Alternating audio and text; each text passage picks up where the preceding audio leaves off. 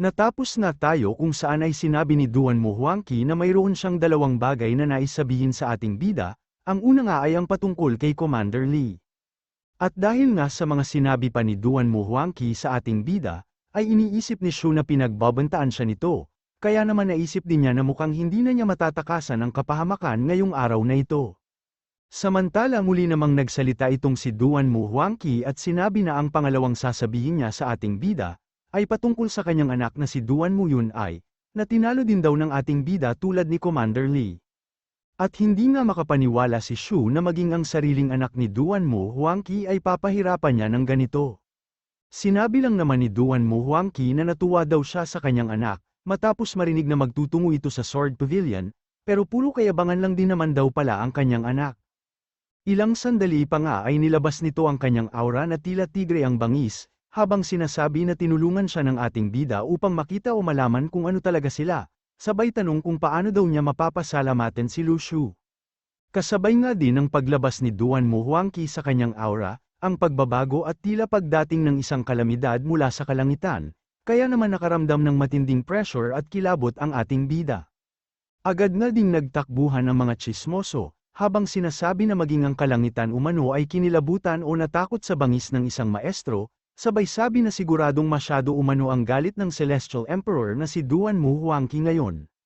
Habang ang isa naman ay sinasabi na kailangan na nilang tumakbo, dahil kung hindi umano ay siguradong madadami at mamamatay na lang sila ng walang kamalay-malay. Pero hindi naman nagpatinag sa kanyang pwesto ang ating bida, hanggang sa nawasak at nagtalsikan nga ang mga bato sa kapaligiran.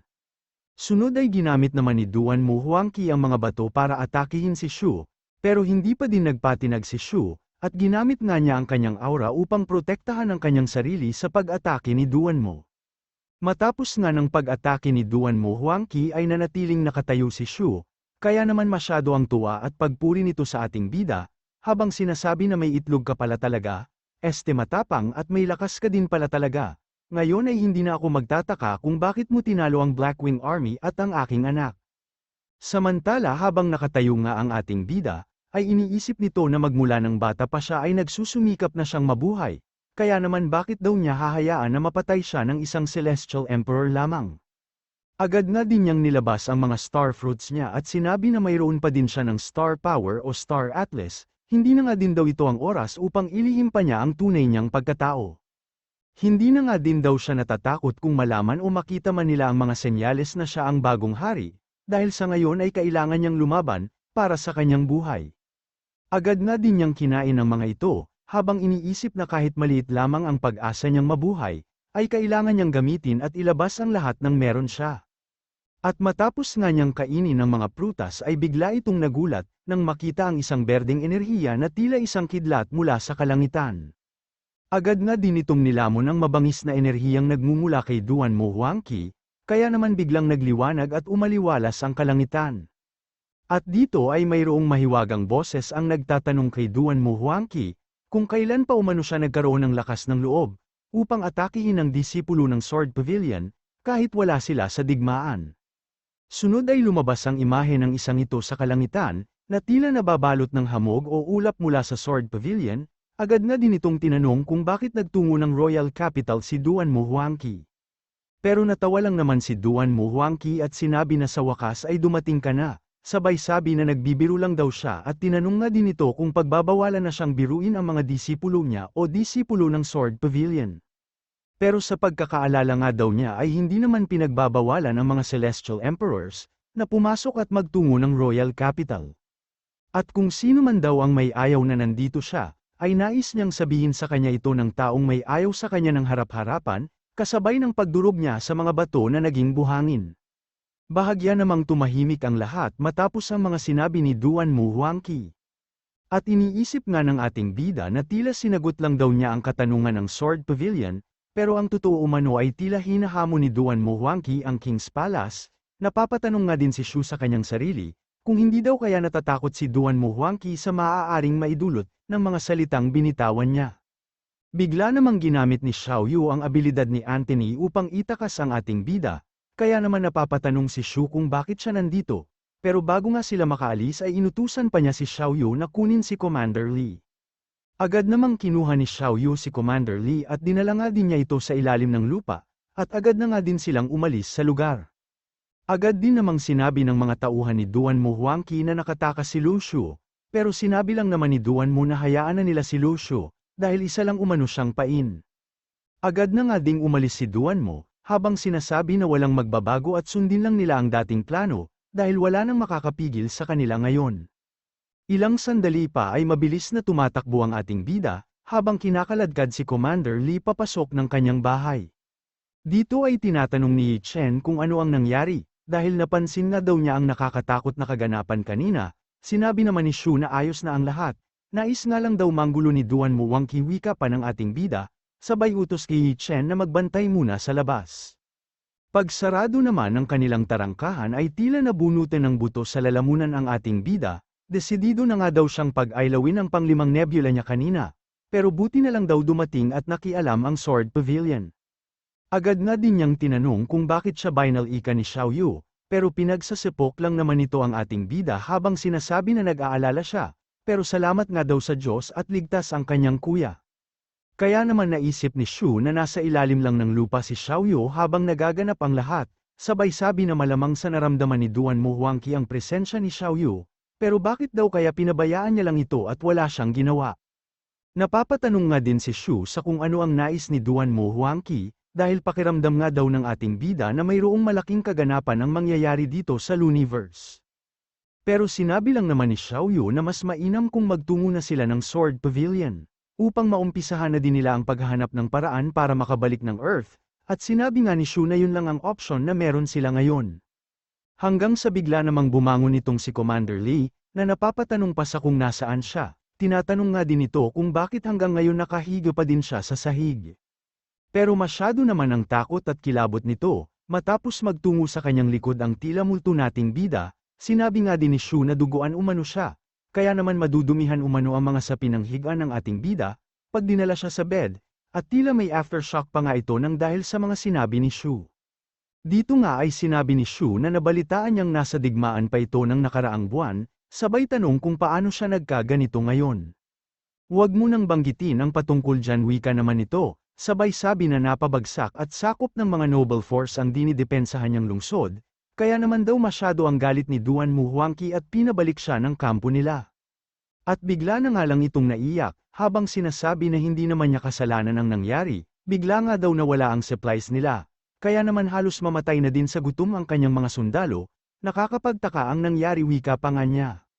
Napapatanong na nga lang din ito kung paano umanong bigla na lang nakatulog ang lahat ng guards nila, sa kalagitnaan ng araw o katanghalian.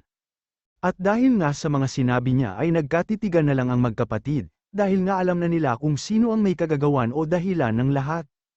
Pero kung importante nga daw talaga sa West State ang lungsod na nasakop ng South State, ay dapat nagpadala na umano ng reinforcement si Duan Mu Huangqi mula sa garrison nila, dahil hindi naman daw aabuti ng isang araw ang paglalakbay. Kaya naman sigurado daw siya na nais lang magkaroon ng dahilan ni Duan Mu upang parusahan siya, dahil sa sinabi niya ay agad namang tinanong ni Shu kung hindi pa ba pinapagalaw ni Duan Mu ang lahat ng sundalo nila. Sinabi naman ni Li Liyang na ang ambisyon ni Duan Mu ay hindi lang ang South State, sinabi nga din niya na ang mga personal na sundalo ni Duan Mu ay kasalukuyan pa ding nasa kanilang kampo at naghihintay ng tamang pagkakataon upang atakihin ang tunay na target nila. Napapaisip naman si Shu sa kung ano ang talagang target nila, kung ang hukbo daw ba ng tatlong state, ang Sword Pavilion o isang tao. Samantala sa Earth naman sa mental hospital pa din, ay mukhang lasing na ang sundalo ng Blackwing Army na ito, at sinasabi nga niya na masasarap umano ang mga pagkain at alak dito sa kahariang ito. Kaya naman tinatanong ni Mingyeo kung nais pa ba nitong bumalik sa pananggalingan niya. Pero ano pa daw ba ang dahilan para bumalik siya? Tila aso nga daw siya sa pagtatrabaho at dami ng utos ng mga elite na sundalo ng Blackwing Army, sinabi nga din niya na sa totoo lang ay ngayon pa lang niya nararamdaman na isa siyang tao, matapos siyang mapunta sa lugar na ito. Tinanong naman ni Mingyeo kung ano ang mga elite na sundalong sinasabi niya, at sinabi nga nito na nakapwesto umano sila sa border ng West at South State, tinuturing nga daw ng mga elite ang sarili nila bilang private force ng Celestial Emperor, at insekto lang ang turing sa kanilang mga pangkaraniwang sundalo. Agad namang tinanong ni Mingyeo kung ilan ang bilang ng mga elite na sundalong ito, At bago siya makatulog ay sinabi nito na 200,000 ang bilang ng mga elite, pero patuloy pa daw sa pag-recruit ang Celestial Emperor nila na si Duanmo. Wala nga din daw nakakaalam sa kung ano ang plano ni Duanmo, wala din naman daw espesyal sa border na binabantayan nila. Kaya siya man umano ay napapaisip sa kung bakit masyadong madami ang sundalo nila sa border. Habang si Mingyo naman ay nananatili lang na tahimik at tila nagagalit, dahil hindi din ito makapaniwala sa mga sinabi ni Lin Ke sa kanya. Agad na din itong lumabas kung saan ay naghihintay si Nieting sa kanya. At dahil nga sa hindi niya alam na andito si Nieting, ay agad niyang tinanong kung bakit siya nagtungo dito. Sinabi nga din ni Mingyo na malamang sa narinig ni Nieting ang lahat ng sinabi ni Lin Ke, sabay tanong kung ang Earth daw kaya ang target ng 200,000 elite na sundalo nila. At malamang sa ganun na nga wika naman ni Nieting. Sinabi nga din ni Nieting na mas seryoso ang mga nangyayari ngayon kaysa sa inaasahan niya, kaya malamang umano na si Duanmo Huangqi ay matagal nang pinaghahandaan ang bagay na ito. Sinabi nga din ni Nieting na ang mga impormasyon na nalalaman ng mga tao mula sa Luniverse ay nakadepende sa rank o status nila, at dahil nga kulang ang impormasyon na natuklasan nila, ay napapatanong itong si Nieting kung may mga nakikipagpaligsahan o unahan pa daw kaya kay Duanmo na magtungo dito sa Earth. At bigla pa ngang dumating itong si Yutang habang sinasabi na mayroong bad news. Ayon nga daw sa reports ay nakaramdam din ng malakas na energy waves, ang Nordic Immortals at ang mga scouts o spy nila mula sa North America, kung saan ay katulad din daw ito ng nangyari sa Longmen Mountains. At ayon nga daw sa mga experts, ay naniniwala sila na muling magbubukas ang space channel na kumokonekte sa dalawang daigdig, sa lalong madaling panahon, kaya naman masyado ang gulat nila ni Ting. Samantala sa Luniverse naman ay tinatanong ni Shu kung ano sa tingin ni Chen, ang pwedeng pagmulan ng lakas ng loob ni Duanmo Huangqi upang haminin ng Sword Pavilion o King's Palace. Sinabi naman ni Chen na isang diktador umano si Duanmo Huangqi, pero pinapahalagaan at iniingatan nga daw nito ang kanyang buhay. Kaya malamang umano na mayroong ibang Celestial Emperor na nakasuporta sa kanya. Pero tinanong naman ni Xiaoyu kung bakit naisip ni Yi Chen na Celestial Emperor ang nakasuporta kay Duanmo Huangqi, at hindi daw kaya malamang sa ang kasalukuyang hari ang nasa likod niya. Pero sinabi naman ni Commander Lee na imposibleng mangyari yun, dahil magiging malaking kahihiyan umano sa kasalukuyang hari pag nakialam siya sa labanan nila. Isa pa nga daw ay matagal na daw naglaho o hindi nagpapakita ang kasalukuyang hari ng Luniverse, kahit na kanino man. At hindi nga makapaniwala ang magkapatid at Yi Chen na naglaho ang kasalukuyang hari, imposible yun wika pa nga ni Yi Chen. Pero bakit naman daw magiging imposible, dahil ang hari nga daw ay 10 taon nang hindi nagpapakita at hindi nagbibigay ng kahit na anong utos. Wala nga din daw kumukuha ng report sa lahat ng states, kaya tila bakante o parang baliwala nga lang din daw ang palasyo. Iniisip naman ni Yi Chen na kung totoo umano ang mga sinabi ni Commander Lee, ay matagal na palang naglaho ang tinuturing niyang kaaway. Pero kung hindi nga daw ang King's Palace ang humahabol at pumapatay sa mga natitirang Imperial Dragon Guards, ay sino daw kaya ito o ang nasa likod ng lahat ng ito? Agad namang tinanong ni Shu kung alam din ba ni Duanmo Huangqi na matagal nang naglaho ang hari, pero bakit daw kaya ngayon lang ito gumawa ng aksyon, at kung may nangyari daw bang bago sa West State, para isipin ni Duanmo Huangqi na ito na ang oras upang gumawa siya ng aksyon. Tinatanong nga din ni Xiaoyu kung nakikipagpaligsahan ba si Duanmo Huangqi para sa trono o upang maging hari ng Luniverse, o kung may iba pa daw ba siyang dahilan. Agad nga ding nilabas ni Xiaoyu ang pakwan, habang sinasabi na siguradong hindi papayag ang Sword Pavilion sa nais niya, kaya sigurado daw si Xiaoyu na magkakaroon ng digmaan. At pagbigay naman ng pakwan ni Xiaoyu sa ating bida, ay sinabi ni Commander Lee na yun ang dahilan kung bakit nila pinuntahan ang ating bida ngayong araw, ginamit nga daw ni Duanmo Huangqi ang ating bida upang subukin ang Sword Pavilion. Tila gripo na nga lang din ang pagtulo ng luha nito, habang sinasabi na hindi na niya alam kung ano ang mga nangyayari nitong nakaraan, una nga daw ay ang pagkawala ng supplies nila, sunod ay ang pagkatalo niya sa digmaan na naging dahilan ng pagparusa sa kanya. Kaya nasabi na lang din ito na malamang umano sa iniisip ni Duanmo Huangqi na handa na ang lahat, pero wala nga daw kinalaman ang lahat ng ito sa kanya, dahil isa na lang siyang pangkaraniwang tao. Agad na ding nagtungo ito sa ating bida, habang sinasabi na wala na siyang kapangyarihan at pera, tanging mga estratehiya na nga lang din daw ang alam niya, kaya napapatanong na lang din siya kung may kinabukasan pa ba siya. Sabay tanong kung may mabuting tao kaya sa kanyang tabi, na handa siyang ampunin at tanggapin, Kaya naman naisip na lang ni Lucio na tumulong itong pag-aralan ang sitwasyon nila, dahil nais niya ang proteksyon ng ating bida. Tigilan mo na ang pag-iyak, wika naman ng ating bida, pero kung taos-puso nga daw siyang magsisilbi, ay pwede siyang bigyan ng trabaho ng ating bida, at sinabi naman ni Xiaoyu na kamatayan ang parusa ng pagtataksil. Ang kailangan mo lang gawin ay, bigla itong naghubad at sinabi na umpisahan na umano ng ating bida, kaya naman napapatanong sila sa kung anong ginagawa ni Commander Lee. Agad namang tinakpan ni Yi Chen ang kanilang mga mata, habang itong si Commander Lee ay sinabi na inaalis niya ang kanyang damit, upang makapaglagay na ng marka ang ating bida. Sinabi nga din ito na bahala na siyang pumili kung saan siya mamarkahan.